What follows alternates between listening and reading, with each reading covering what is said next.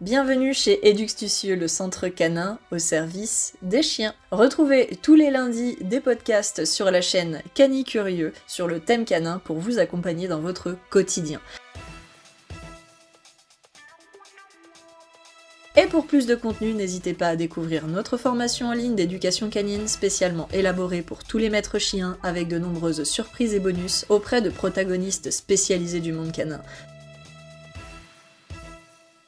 Vétérinaire comportementaliste pour la partie complémentaire à notre métier, SPA pour la prévention et la protection, toiletteuse pour de bons conseils d'entretien pour votre toutou, vétérinaire cantonal pour connaître le domaine législatif, élevage canin pour le développement d'un chien, animalerie spécialisée dans le chien pour des conseils adaptés et de choix pour votre matériel, nutritionniste pour les conseils alimentaires sur le barf et les croquettes, et divers vétérinaires généralistes pour vous accompagner dans l'entretien de la bonne santé de votre toutou.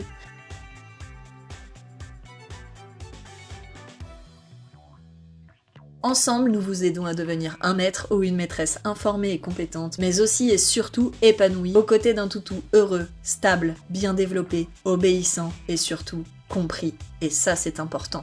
Retrouvez la formation en ligne fondamentale sur notre site internet eduxtucieux.com, rubrique formation en ligne, et rejoignez dès à présent une aventure unique, testée et approuvée par tous les maîtres chiens.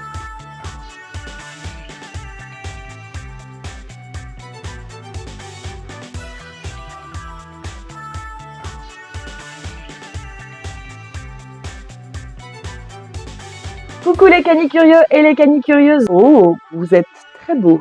L'été, ça vous va bien. Bienvenue dans le podcast du lundi. J'espère que vous avez passé un beau week-end ensoleillé ou pas, avec vos toutous d'amour selon l'endroit où vous vous trouvez. Mais vous savez ce que l'on dit après tout, où que notre chien soit, le soleil est. Aujourd'hui, on va démarrer la semaine ensemble avec un petit podcast 2 en 1, rediffusé aussi sur YouTube, concernant un sujet qui touche pour le coup 20 à 25% des chiens âgés, et d'autres plus précocement selon les facteurs que je vous mentionnerai. Cela signifie qu'environ un chien sur 4 ou 5 développera cette condition à un moment donné de sa vie. Il s'agit, vous l'aurez peut-être déjà compris, de l'arthrose, sujet essentiel. Oui, mais voilà, vous me connaissez un petit peu maintenant. Je vais pimenter la chose, histoire de bien vous mettre en pâte pour ce lundi, et de vous partager donc un maximum de connaissances. Oui, mais voilà, sachez canicurieux et canicurieuses que l'arthrose, ce n'est pas l'arthrite et vice-versa. L'arthrite peut toucher jusqu'à 20% de la population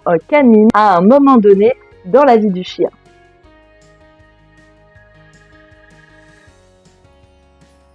Pourtant, oh Dieu sait que bien j'ai entendu de propriétaires de chiens se mélanger les pinceaux. Et on peut comprendre pourquoi, mais il y a des nuances clés à connaître. Tu me laisses travailler. Allez, la balle. On va jouer tout à l'heure. Pour cela, on va faire un tour des deux côtés avec la définition de chacun, les facteurs aggravant ou accélérant l'apparition des symptômes, pour votre prévention, mais aussi les symptômes pour rapidement comprendre, déceler et agir, et comment nous réalisons le diagnostic médical, et enfin bien sûr ce qui peut aider votre chien, soit les soins à lui apporter. On espère que ce sujet vous plaira autant que vous nous l'avez demandé, sur les réseaux.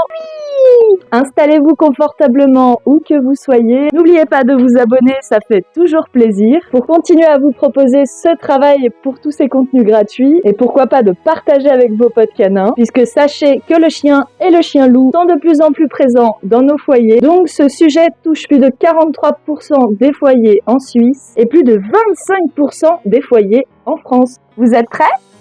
On est parti! Et on commence par l'arthrose. Vous me laissez travailler, car on peut pas faire de câlin tout mouche pendant 2 heures. On descend, mon chien. Allez, on descend, bébé. Va retrouver ta mère. L'arthrose est une maladie articulaire dégénérative. Elle est caractérisée par la détérioration progressive du cartilage, souvent sur les sujets plus âgés. Cartilage qui recouvre les extrémités des os au sein d'une articulation. Le cartilage est un tissu lisse et élastique qui agit comme un amortisseur. Il permet aux os de glisser facilement les uns contre les autres lors des mouvements articulaires. Oui, mais voilà, lorsque l'arthrose se développe, eh bien le cartilage perd sa résilience et sa capacité d'absorption des chocs, ce qui entraîne des frottements directs entre les os, provoquant ainsi une douleur, une inflammation et une altération de la fonction articulaire. Les sujets de grande taille et les malades, par exemple les dysplasiques hanches et coudes, les luxés de la rotule, l'ostéochondrose, etc. sont les plus touchés. Mais la maladie peut aussi se développer après une fracture ou tout autre choc traumatique. Voilà pour la définition même de l'arthrose, mais maintenant on va s'attarder un petit peu plus sur les caractéristiques. Il faut savoir que l'arthrose est plus fréquente dans les articulations dites portantes, comme la hanche, les coudes, etc. Elle se caractérise par l'usure du cartilage articulaire au fil du temps, des boiteries. D'ailleurs, la boiterie est l'un des signes les plus évidents de l'arthrose chez le chien. Ils peuvent montrer une démarche raide, avoir du mal à se lever, s'asseoir ou même se coucher ou changer leur démarche pour compenser la distribution du poids suite à la douleur. Nous avons donc aussi les douleurs articulaires pendant l'activité physique et s'atténuant avec le repos, même si, comme on l'a précédemment évoqué, le chien a du mal à se relever après une phase de repos.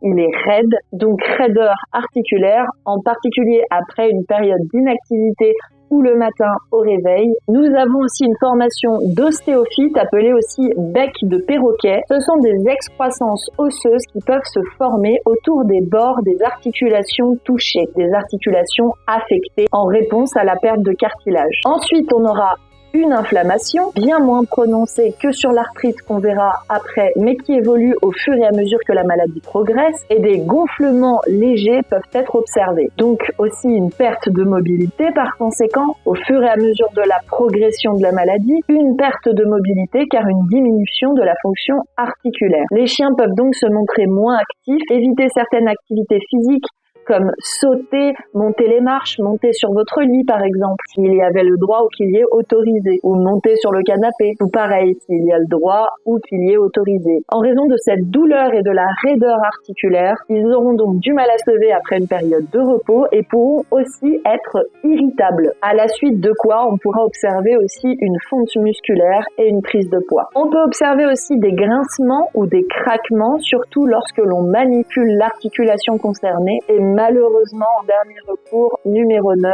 une immobilité. À ce stade, la douleur devient insupportable pour le chien. Cela s'appelle la crise d'arthrose. L'arthrose est donc une maladie qui résulte naturellement de l'usure du cartilage articulaire. Mais plusieurs facteurs, attention, peuvent accélérer son apparition. L'âge avancé, car le risque d'arthrose augmente avec l'âge, puisque le cartilage devient plus fragile et est moins capable de se régénérer. Les facteurs génétiques, attention où vous prenez votre chien, regardez les reproducteurs et les tests de santé. Bien évidemment, si les membres de la famille, les parents sont atteints, le risque est beaucoup plus élevé. On pense notamment à la dysplasie des hanches, la dysplasie du coude, etc. Mais attention, il y a aussi le surpoids et l'obésité, puisque le poids supplémentaire exerce une pression supplémentaire, tout cela sur les articulations, en particulier celles des genoux, des hanches, mais aussi de la colonne vertébrale. Il y a également les blessures antérieures articulaires, donc les blessures ou les traumatismes articulaires du passif, comme des fractures ou des entorses graves, et tout ça, bien sûr, ça va augmenter le risque dans les articulations qui avaient été affectées. Enfin, certaines activités intenses, naturellement des activités intenses et répétitives vont augmenter le risque d'arthrose, bien évidemment celles qui vont inclure des mouvements de torsion ou une charge excessive sur les articulations. Mais ce n'est pas tout, à tout ça on pourra brièvement rajouter les déformations ou anomalies articulaires. Les anomalies congénitales peuvent prédisposer à un stress anormal sur le cartilage, contribuant ainsi à son usure prématurée. Il y a également certains facteurs hormonaux, les changements hormonaux chez les femelles, certaines maladies comme le diabète, l'arthrite qu'on va voir juste après, et d'autres maladies métaboliques qui peuvent augmenter le risque. En résumé, l'arthrose résulte souvent d'une combinaison de facteurs génétiques, mécaniques et environnementaux qui contribuent en fait à l'usure du cartilage au fil du temps. Une fois ces pistes décelées, vous vous rendrez donc chez le vétérinaire et le vétérinaire vétérinaire va donc procéder à un diagnostic médical. Test de flexion, radio, arthroscopie et scanner ou IRM. Cela lui permettra de valider son diagnostic et de passer à la suite, soit les soins dont on va parler. Sachez que malheureusement, l'arthrose est une maladie dite incurable, donc nous allons simplement accompagner et soulager le chien tout en essayant de ralentir la progression de la maladie. On pourra se reposer sur des médicaments et des acides gras oméga 3, des anti-inflammatoires analgésiques pour soulager l'inflammation et réduire la douleur, mais il faudra d'abord faire un bilan sanguin, de la physiothérapie avec des massages, des exercices spécifiques, de la thérapie par la chaleur ou par le froid pour aider à soulager la douleur et améliorer la mobilité, de l'acupuncture pour soulager le chien, très à la mode de la marche ou de l'hydrothérapie pour la mobilité des articulations et le renfort des muscles, naturellement le contrôle du poids pour réduire la pression sur les articulations, l'alimentation pour les ingrédients qui favorisent la santé des articulations, l'adaptation ou le changement d'environnement avec des tapis adaptés pour le confort du couchage du chien, mais aussi des rampes d'accès, des tapis antidérapants, et pour les cas vraiment les plus graves, la chirurgie de remplacement articulaire. Ensuite, on parle de compléments comme la glucosamine, la chondroïtine, et je ne sais plus exactement comment cela se prononce, le boswellia, je crois. Je vais le mettre juste ici, comme ça vous pourrez faire vos recherches. Voilà pour l'arthrose, les amis, et on passe maintenant à l'arthrite. L'arthrite n'est pas une maladie comme l'arthrose, c'est une affection médicale qui englobe un ensemble de troubles caractérisés par l'inflammation des articulations. Il existe plusieurs types d'arthrite,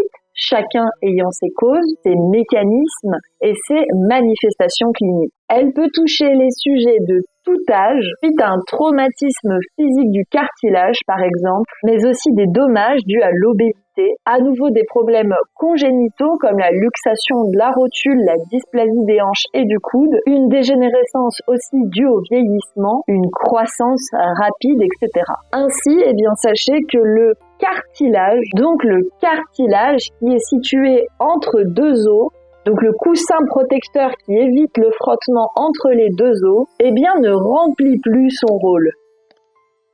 Donc tous les chiens ne souffrent pas nécessairement d'arthrite. Comme chez les humains, l'arthrite chez le chien est principalement liée à l'usure aussi des articulations. Voici les principaux facteurs qui peuvent contribuer à l'apparition ou à l'aggravation de l'arthrite. L'âge avancé, on l'a déjà vu avec l'usure naturelle, qui va entraîner des changements donc dégénératifs et inflammatoires surtout ici, l'obésité et le surpoids, les prédispositions génétiques, que ce soit les maladies ou les races aussi de chiens. Certaines races de chiens, en raison de leur anatomie spécifiques ou du facteur génétique, peuvent contribuer à l'apparition ou à l'aggravation de l'arthrite. On l'a dit aussi précédemment, les blessures antérieures articulaires, les blessures passées comme les entorses graves ou les fractures articulaires, puisqu'elles endommagent le cartilage en perturbant l'intégrité structurelle de l'articulation. Les mauvaises conditions de vie, un manque d'exercice, une mauvaise alimentation, des conditions environnementales défavorables. On pense aux gens qui seraient constamment enfermés à la maison ou dans le jardin, qui ne pourraient pas s'ébattre, qui ne pourraient pas extérioriser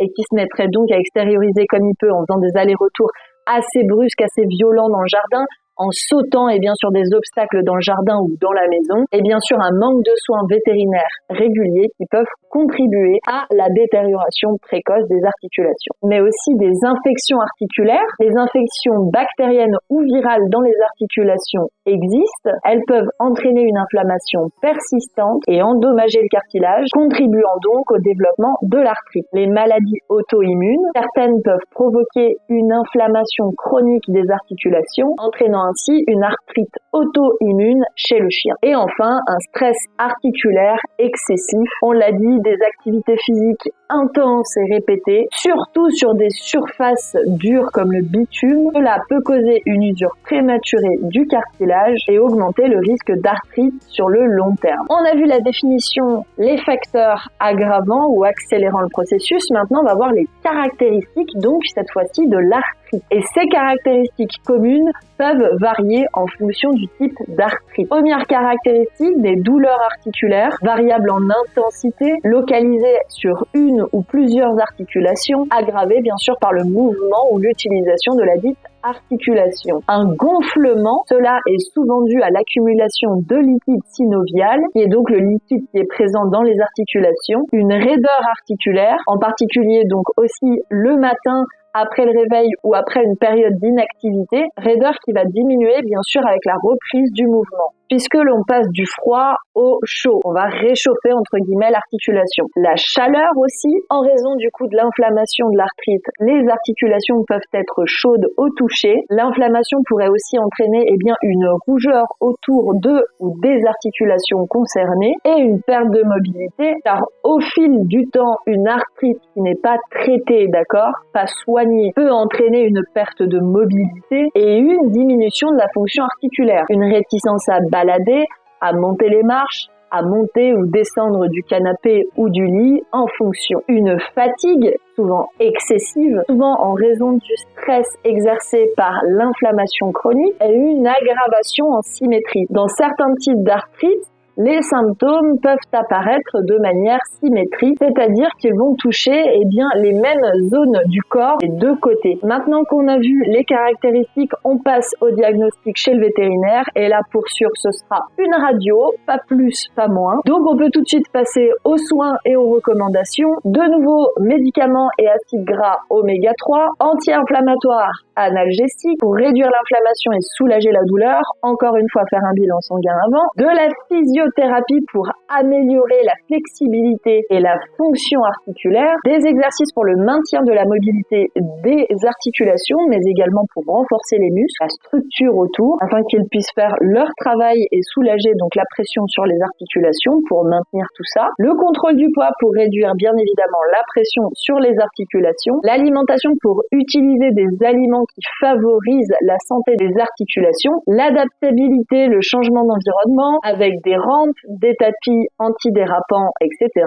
À nouveau, la chirurgie, mais uniquement pour les cas les plus graves avec une chirurgie de remplacement articulaire. Et de nouveau, des compléments en glucosamine, en chondroïtine et en boswellia, à nouveau si je le prononce correctement. Voilà pour le sujet du jour. J'espère qu'il aura pu vous apporter de nouvelles et nombreuses connaissances pour prévenir, contrôler, mais aussi agir pour la santé et le bien-être de votre chien. Et pourquoi pas aussi le bien-être des chiens, de vos amis maîtres et maîtresses chiens, si vous avez la bonté de partager ces connaissances avec eux. De mon côté, comme toujours, je vous souhaite avec ma grande meute de loulous une belle semaine, beaucoup de courage et je l'espère de sourire. Jusqu'à la semaine prochaine en podcast, mais comme toujours, on se retrouve dès demain sur YouTube avec une nouvelle vidéo. Et bien évidemment, tout au long de la semaine, avec des formats plus courts en vidéo et des anecdotes canines pour améliorer et optimiser vos connaissances. Je vous rappelle qu'en cas de besoin, pour vous aider à éduquer